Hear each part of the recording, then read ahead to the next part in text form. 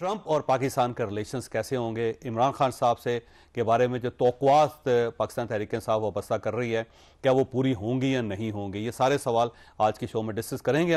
ہمارے ساتھ تشریف رکھتے ہیں مشاہد حسین سید صاحب، سینئر سیاستدان ہیں، اور عالمی جو سیاسی صورتحال ہے اس کے اوپر ان کی گہری نظر ہوتی ہے. شاہ صاحب بڑا شکریہ آپ کا. یہ فرمائیے گا کہ ٹرمپ کا کوئی فائدہ ہوگا عمران خان صاحب کو؟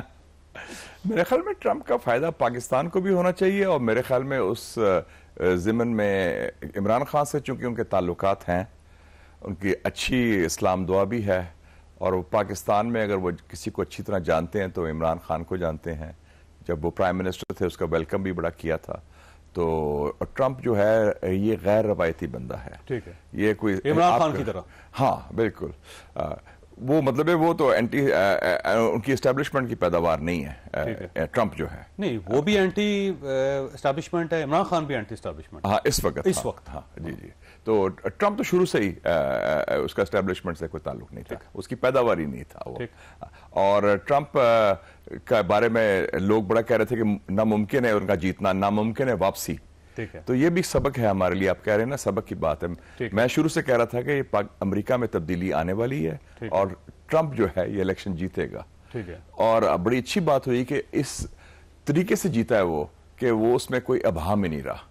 It's almost like a one party state now. 5 million vote سے جیتا ہے. ریپبلکن وائٹ ہاؤس میں آ گئے ہیں، ریپبلکن نے سینٹ بھی کیپچر کر لیا ہے، ریپبلکن نے ہاؤس آف ریپرزینٹیوز بھی کیپچر کر لیا، اور ریپبلکن پارٹی اس کے ہاتھ میں ہے. اور تگڑی پارٹی، بہت اسٹرانگ پارٹی، اور یہ پارٹی سے زیادہ تگڑا ہے. ہاں یہ اس کے ابو ہے، اس کی اپنی شناخت ہے. اس کا جو برانڈنگ ہے نا، برانڈ ڈونلڈ ٹرمپ، وہ اپنا برانڈ لے کے چل رہا ہے. لیکن اب سوال یہ ہے سر کہ اس میں کوئی شک نہیں کہ سب چیزوں کو، پورے سسٹم کو بریک کر کے باہر آیا، تو کیا سسٹم اس کو الاؤ کرے گا کہ آپ جو دل کرے کرتے رہے؟ اب آپ سسٹم کو تو اس نے ہرا دیا نا.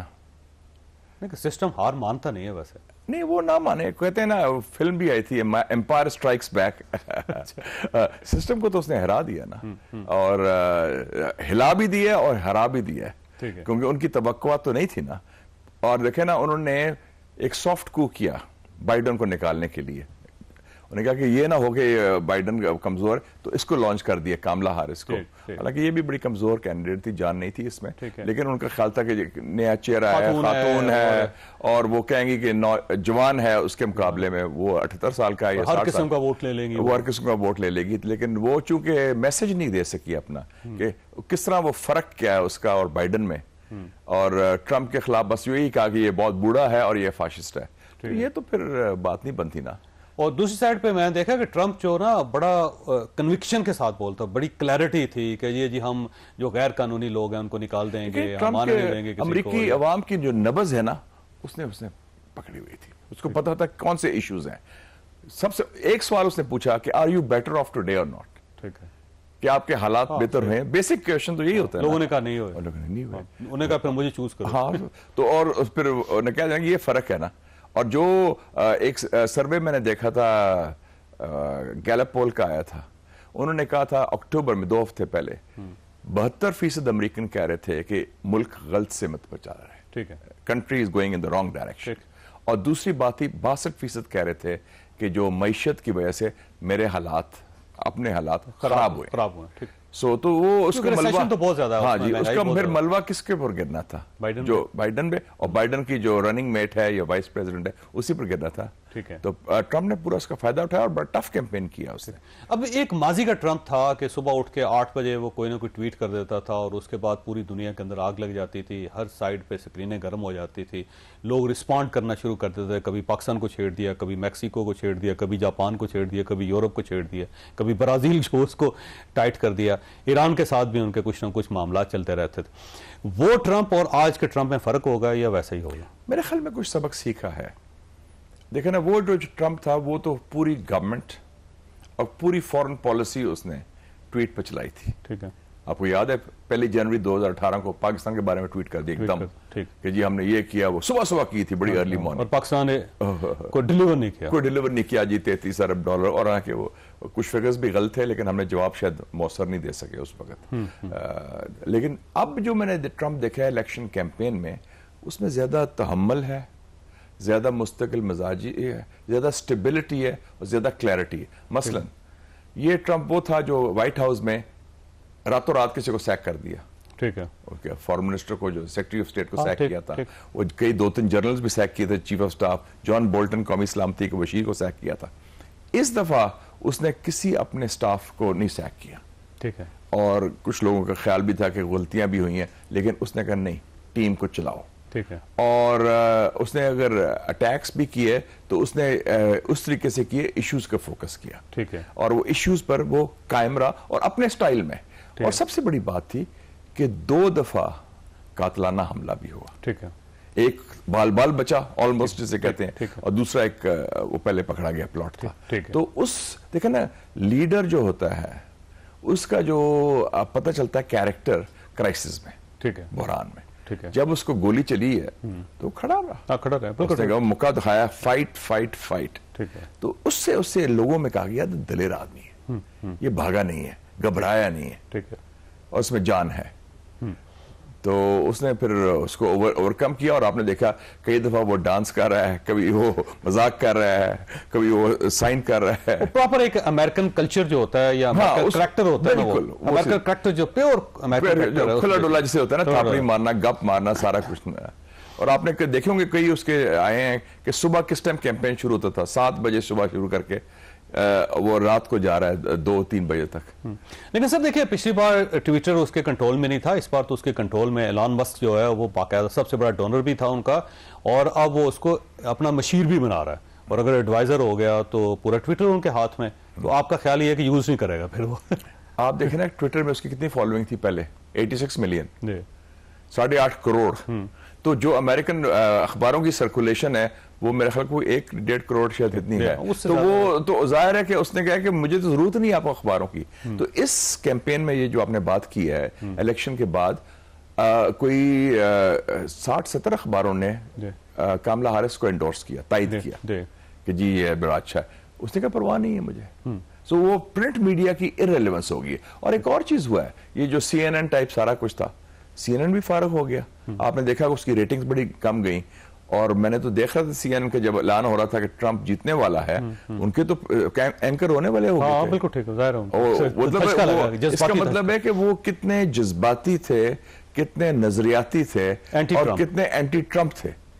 اور مجھے تو سمجھ نہیں ہے کہ کیوں حیرانگی ہو کہ اگر آپ اور ہم ادھر تجزیہ کر رہے ہیں کہ ٹرمپ آ رہا ہے, ہم تو ادھر نہیں بیٹھے ہیں امریکہ میں, based on the over all situation, تو ان کو تو بہتر انالیسس ہونا چاہیے تھا نا سچویشن کا.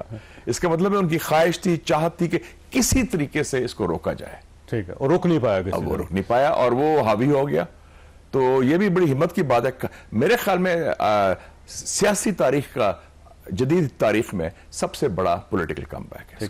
اب ایک سوال یہ ہے کہ ٹرمپ کا پاکستان کی سیاست کے اوپر کیا افیکٹ ہوگا, کیونکہ آرمی چیف کی ملاقات ہوئی ہے ولی عہد سے, سعودی ولی عہد سے, اور بڑی جاندار قسم کی ملاقات ہوئی ہے, اور انہی دنوں میں آپ سمجھے کل ملاقات ہوئی ہے, اور اس سائڈ پہ ٹرمپ آئے, اور یہ اور عمران خان صاحب اور پاکستان تحریک انصاف کی طرف سے جشن منایا جا رہا ہے. بلکہ عمران خان صاحب نے جیل کے اندر بار بار یہ پوچھا کہ ٹرمپ کا کیا بنا ہے. تو اب یہ سارے سینیریوز کو دیکھیں اور گورنمنٹ کی بخلاہٹ دیکھیں, اور سوال یہ ہے کہ پھر پاکستان کے اوپر کیا افیکٹ ہوگا. صاحب یہ فرمائیے گا کہ گورنمنٹ بڑی بخلا گئی ہے اس الیکشن کے بعد, اور بخلاہٹ باقاعدہ نظر آ رہی ہے.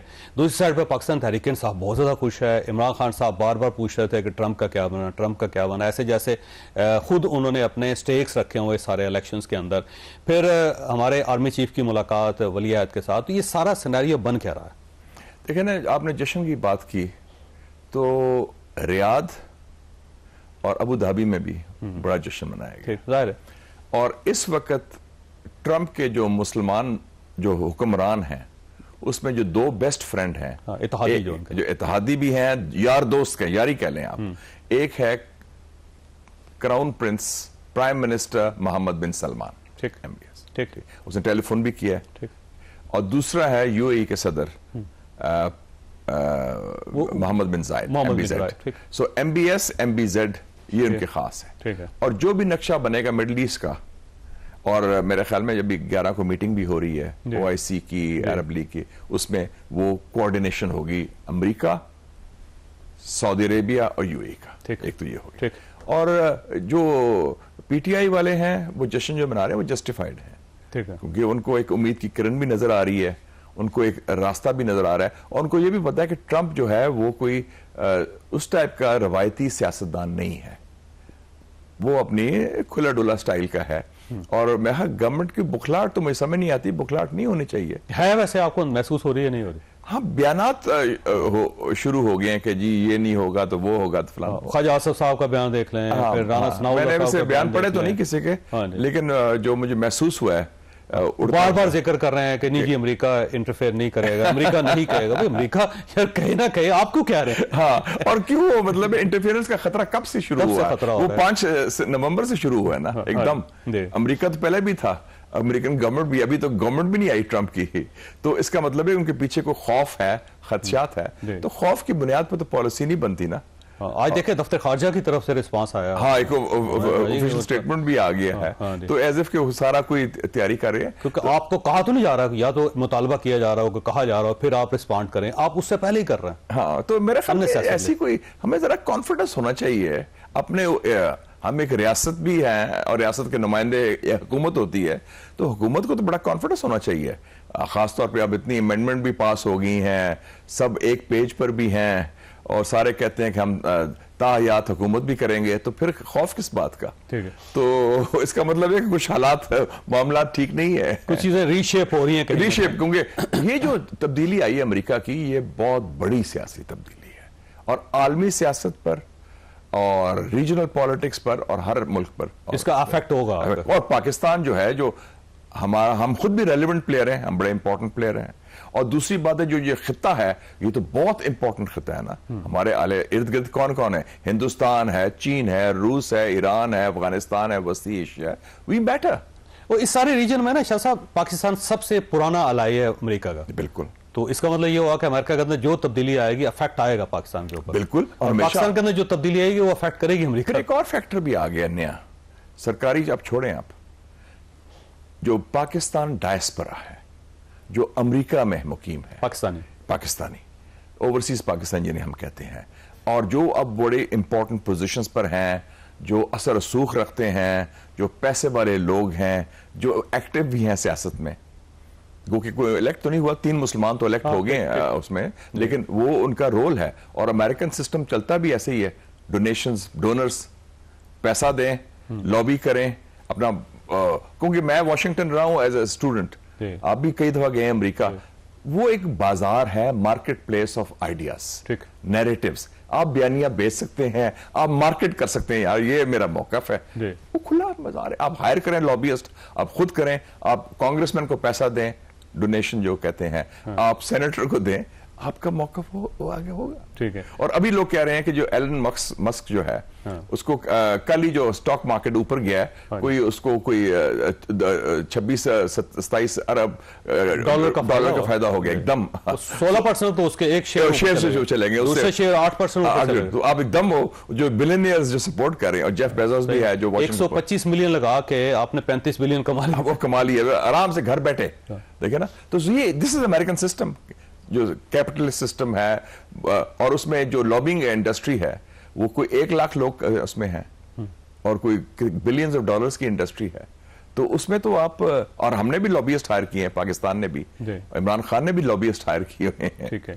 اچھا یہ فرمائیے سر, یہ جو ملاقات ہوئی ولی عہد سے آرمی چیف کی, اس کی کوئی سگنیفیکنس ہے اس رزلٹ پہ, ٹرمپ کی پریزیڈنٹ بننے پہ؟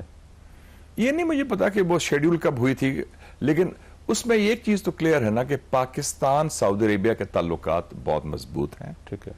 اور بیسک جو ریلیشن شپ ہے پاکستان سعودی عربیہ, وہ پاکستان کی خاکی قیادت اور سعودی شاہ خان. ٹھیک. یہ ڈائریکٹ ڈائلنگ ہے. ٹھیک. جیسے ماضی میں پاکستان کی خاکی قیادت اور پینٹاگون کا تھا. ٹھیک. Direct dialling. ٹھیک. افغانستان وار کی وجہ سے, جب تک افغانستان میں امریکہ تھا اس وقت. اور اب تو اس کا مطلب ہے کہ جو باہر کے ممالک بھی ہیں, جیسے سعودی عربیہ ہے, اور اس میں یو اے ای بھی شامل کر دوں گا, ان کا زیادہ اعتماد وہ یہ ہے کہ جی ہم جو چینل آف کمیونیکیشن ہے پاک فوج پہ زیادہ, پاک فوج اور راول پنڈی کے ساتھ. ٹھیک ہے. ٹھیک ہے. اور وہ ایک بڑا خاص خصوصی رشتہ ہے.